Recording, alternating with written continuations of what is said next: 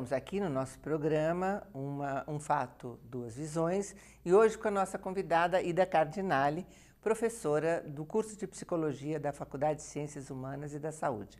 Tudo bom, professora? Tudo bem, agradeço o convite, estou muito feliz de estar aqui. Que bom. Nós vamos trabalhar, como sempre, com a minha companheira, a professora Neide Noffs, diretora da Faculdade de Educação. Ok, estamos aqui para mais uma vez compartilhar um assunto, como sempre, de interesse público, né, Márcia? É isso aí. A gente hoje vai conversar com a professora Ida sobre violência. O que é uma violência? Vamos começar por aí?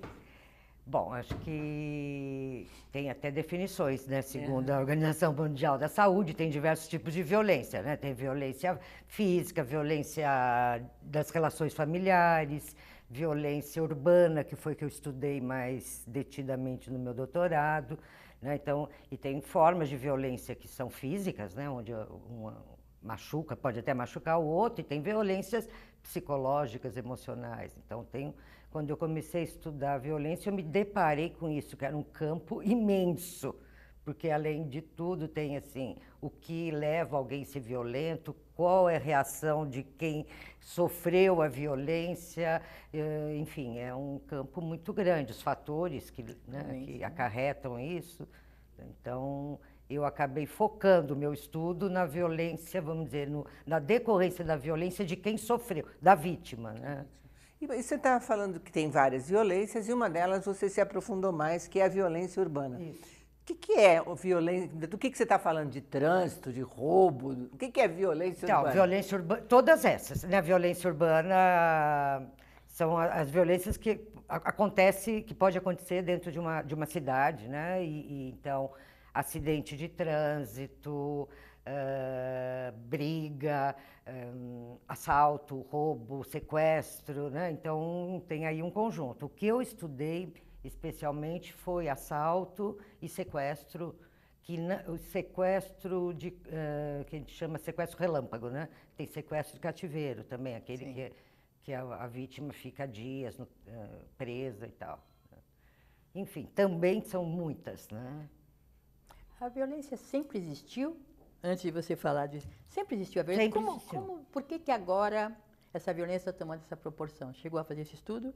Não, eu não cheguei assim, a fazer detidamente sobre isso, né? De fato, a violência sempre existiu, sempre teve a violência por territórios, pela caça, pela conquista da parceira, né? Então, a violência sempre existiu.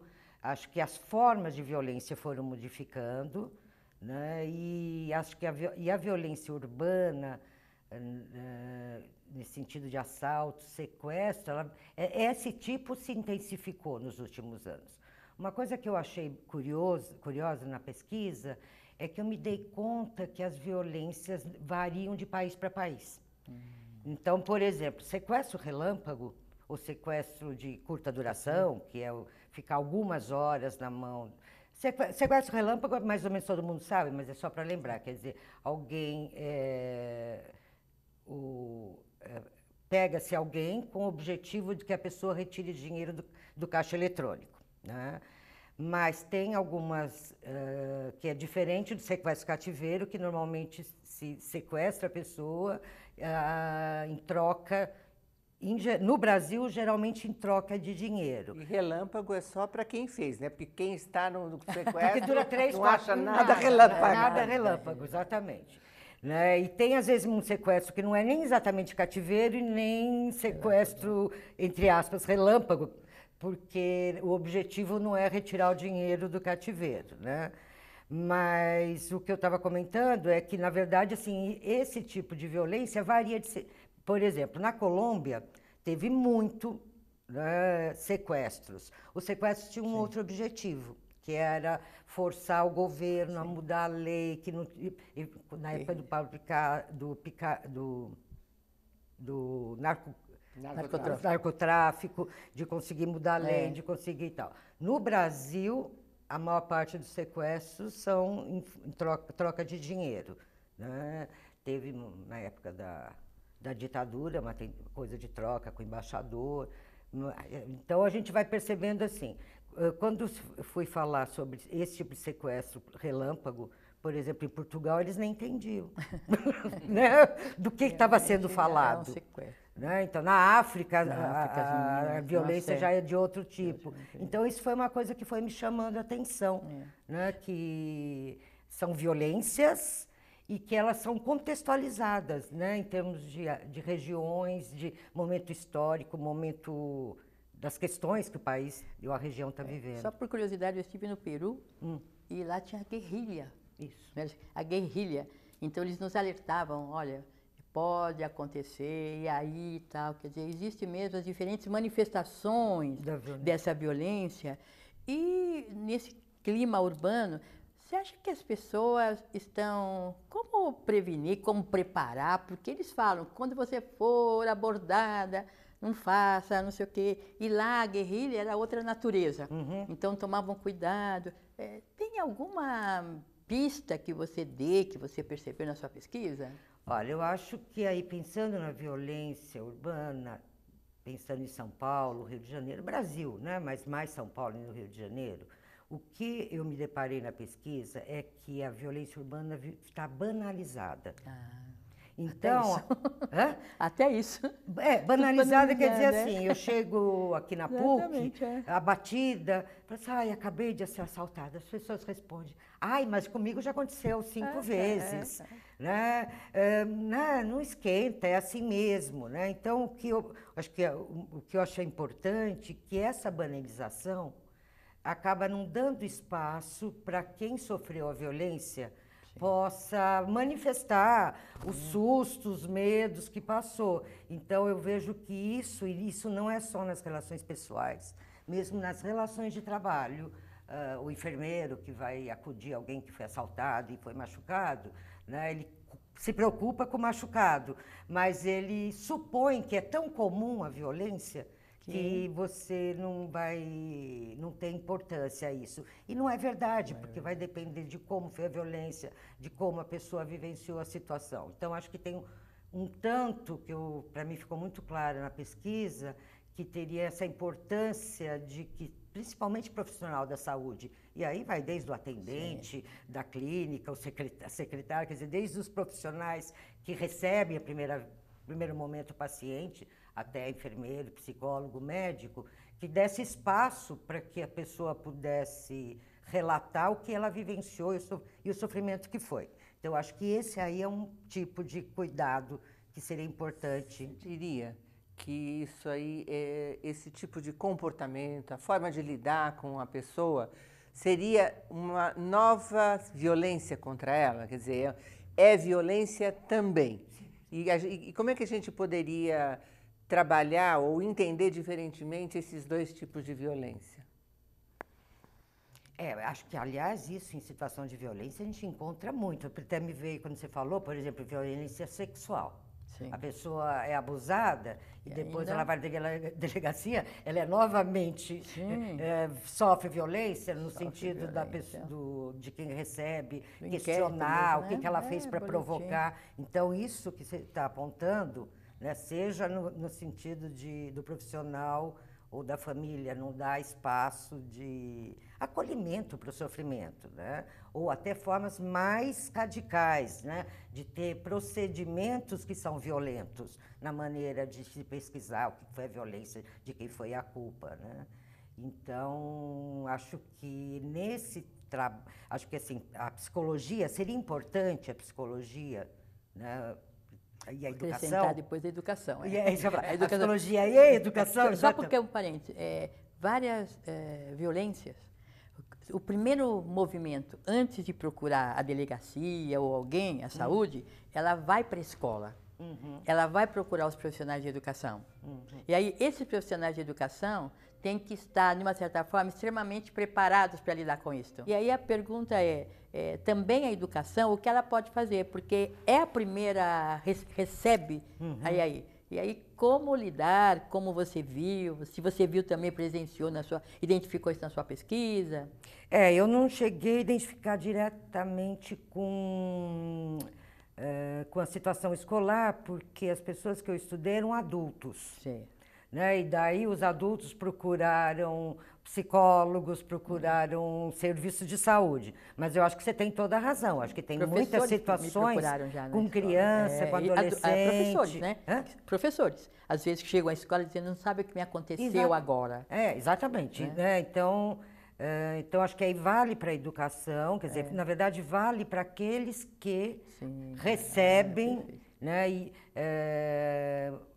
a manifestação, né, de quem sofreu a violência. Né? E acho que isso é um alerta que acho que a gente precisaria fazer, do qual é a consequência da banalização da violência no momento atual. Que isso acaba, de certa forma, sendo uma outra violência. Porque você, de alguma forma, impede que a pessoa manifeste o que está sentindo, e mais do que isso, você não autoriza que a pessoa possa estar sofrendo, né? De certa forma, você silencia o sofrimento do outro. E esse sofrimento, né, ele é diferente quando o propósito da violência é diferente?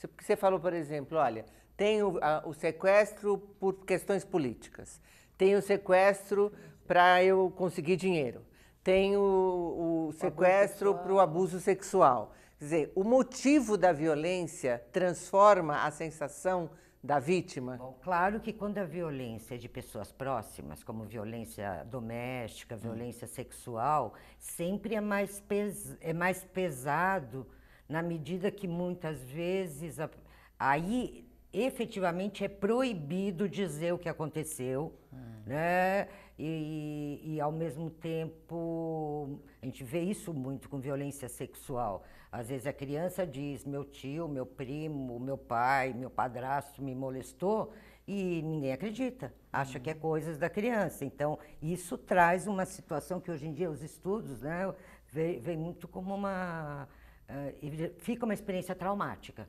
porque a criança vive algo dentro de um contexto que seria de proteção e, ao mesmo tempo, ela não pode, né, contar com quem deveria cuidar dela e protegê-la.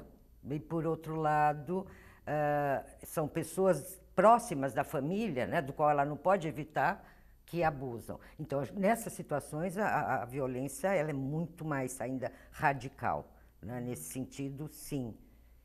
Agora, uma coisa que me chamou a atenção, falando na questão de violência, que isso eu li em pesquisa, não foi o que eu encontrei no meu estudo prático, que não faz muita diferença se, por exemplo, num assalto, se a pessoa foi machucada fisicamente ou não.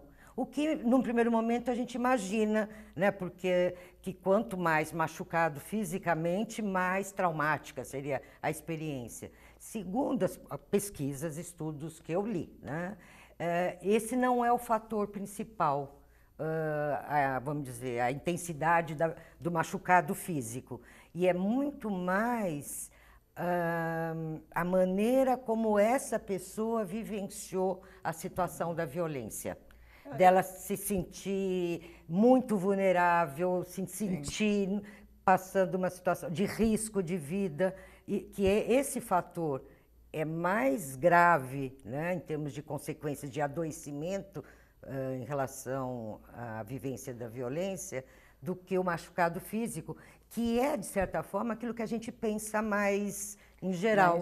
Né? Eu tenho uma outra dúvida também, assim, eu tenho identificado, né, nas situações de violência, que a pessoa que sofre a violência, muitas vezes, as pessoas a culpam.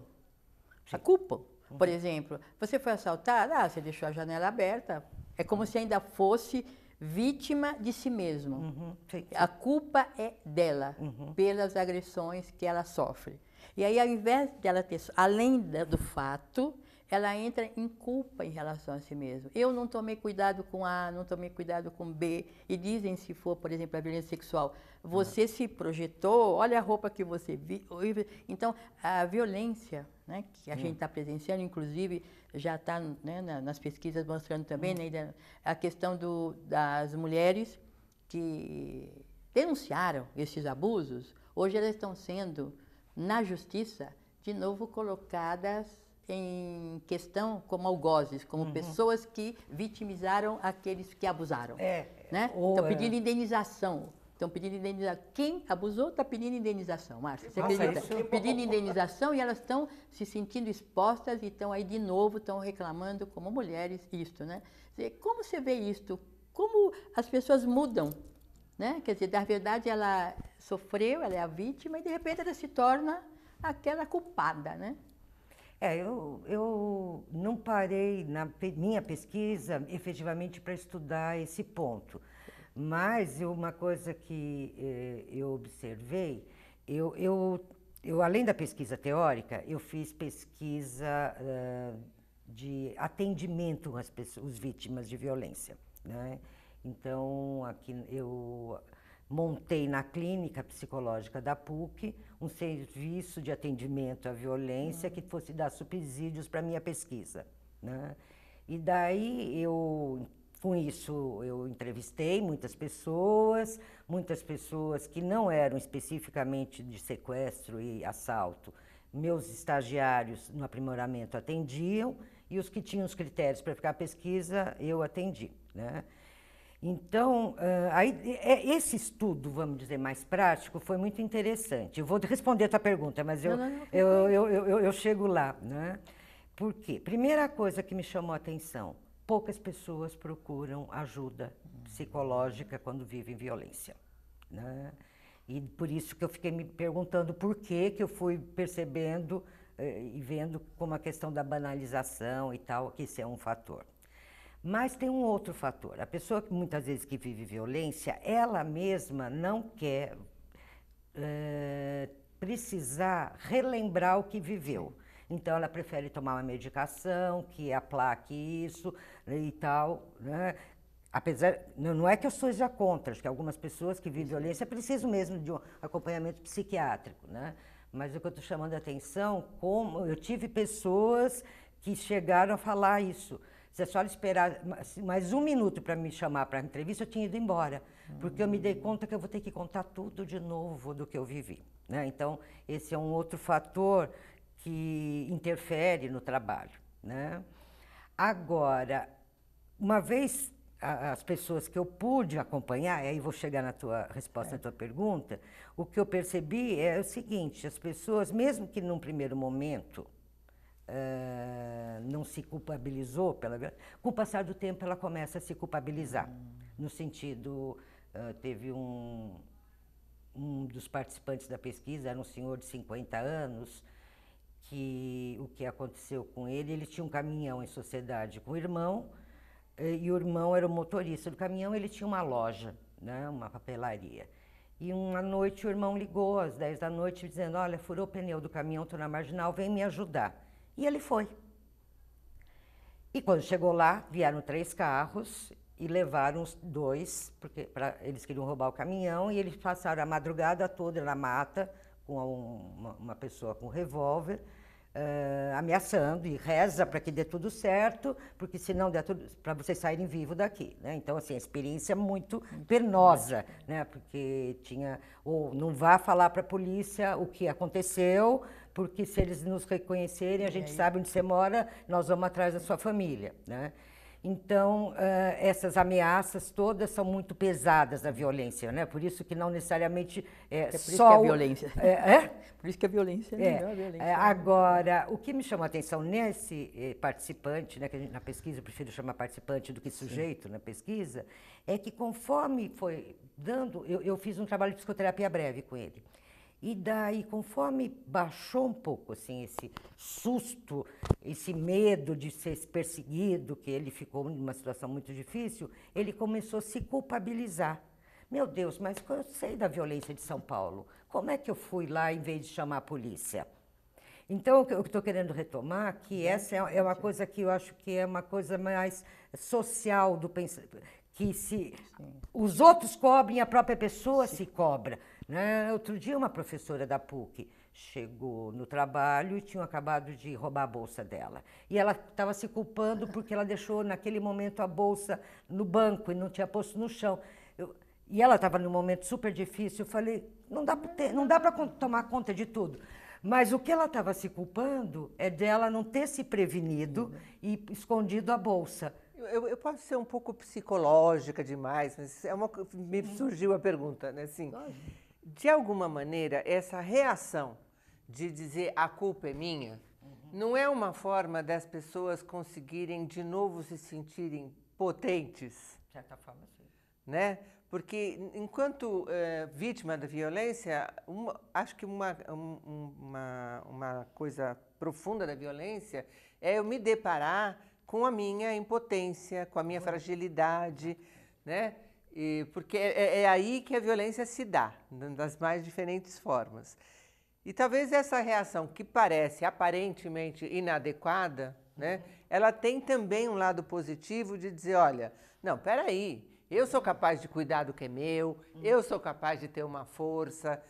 E aí talvez a minha pergunta é, para quem vai lidar com pessoas de violência, como trabalhar nessa balança sutil onde aquilo que aparentemente é negativo pode vir a ser positivo, né? Aquilo que naquele momento parecia uma impotência inadequada pode ser valorizada. Como lidar com esse contraponto dos sentimentos que são estigmatizados anteriormente como bons ou ruins, né?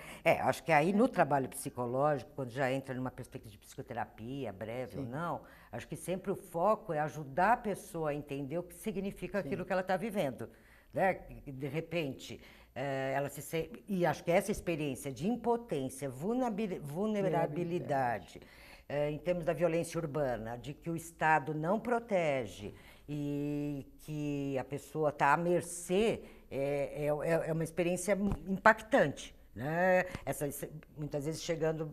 Muitas vezes essa sensação de que eu não morri por um triz, né? Então, também essa vivência da morte chega muito perto da possibilidade da morte. Agora, é verdade isso, né? Tanto que esse paciente, né, que na verdade é o participante, ele começou a se culpar quando ele começou a ficar mais potente, quando ele foi saindo de uma situação de estar totalmente submetido, né? Agora, eu acho que o trabalho da psicologia seria ajudar a pessoa a entender o que está significando isso. Porque como é uma situação muito habitual, ela é banalizada e recoberta de verdades gerais. Então, isso é assim que deve fazer, assim que não deve fazer, assim que deve sentir. Depois de uma semana já devo estar legal, não, sabe? Não é mais para estar ligando para isso. Eu quero reforçar uma coisa que você disse, que me pareceu muito importante, que é procure ajuda. Isso. Mas não qualquer ajuda. Procure ajuda de quem pode lhe ajudar. Aí um serviço de atendimento, né, como você coordena aqui na PUC, é muito importante.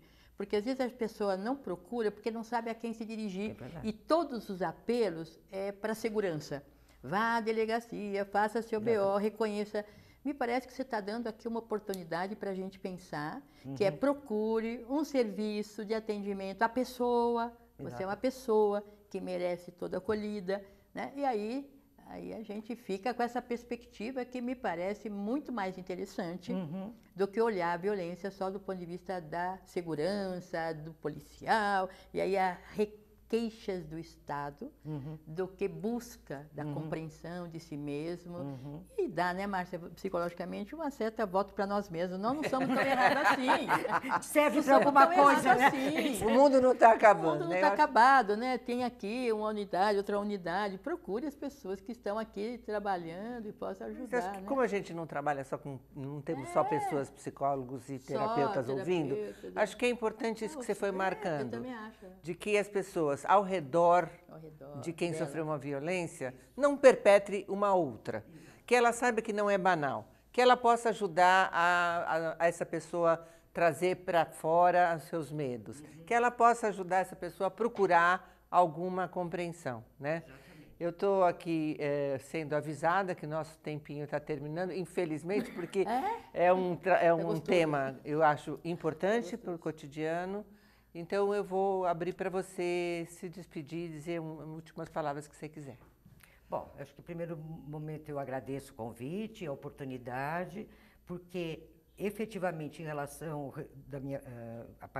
uma das conclusões da minha pesquisa foi a importância de exatamente alertar, né, que as pessoas precisam dar espaço para si mesmo e para o outro, aceitar e manifestar o sofrimento, seja um sofrimento tão habitual como ser assaltado aqui numa cidade como São Paulo, Rio de Janeiro, né? E, ao mesmo tempo, né, eu acho que lembrar isso, esse alerta para as pessoas e para os profissionais que aí entram. Educação, saúde, mas pode ser o porteiro do prédio. Sem dúvida. Né, eu acho que as pessoas que eventualmente acolhem, a polícia, que acolhe a pessoa, né, não se preocupar só isso, se tem polícia, não tem, se machucou, se levou um tiro, não levou um tiro, e perceber que a violência atinge outros planos menos visíveis e que acho que é poder dar oportunidade à pessoa elaborar isso, que vai fazer com que ela não adoeça. Porque isso que eu queria lembrar, que a gente não chegou a comentar aqui, mas essas violências, mesmo essas aparentemente banais, elas podem desenvolver o que hoje em dia chama transtorno de estresse pós-traumático e que faz com que a pessoa não consiga sair de casa, não consiga dirigir o carro, enfim, que vai impedindo de trabalhar, né? E que na verdade, a minha preocupação é evitar que as pessoas cheguem a isso, né? Ou que, se viverem isso, possam procurar ajuda. Tá bom. Acho que nós temos um minutinho. Se você quiser falar um pouco da indicação para as pessoas da clínica psicológica, como chega lá para procurar, rapidinho. O que ficaria como indicação é de procurar a própria clínica psicológica Ana Maria Popovic, que é ligada ao curso de psicologia da Faculdade de Ciências Humanas e Saúde da PUC. Né? Eu acho que encontrar o telefone, o endereço na internet, isso é simples. O que precisa sempre ser feito quando é ligar para lá para marcar uma triagem, uma entrevista. A forma de acesso à clínica é sempre telefonando e marcando uma entrevista. Muito obrigada, professora Ida Cardinale, da sua presença, da sua disponibilidade. E nós ficamos por aqui hoje com o nosso programa Um Fato, Duas Visões. Até uma próxima oportunidade. Até mais.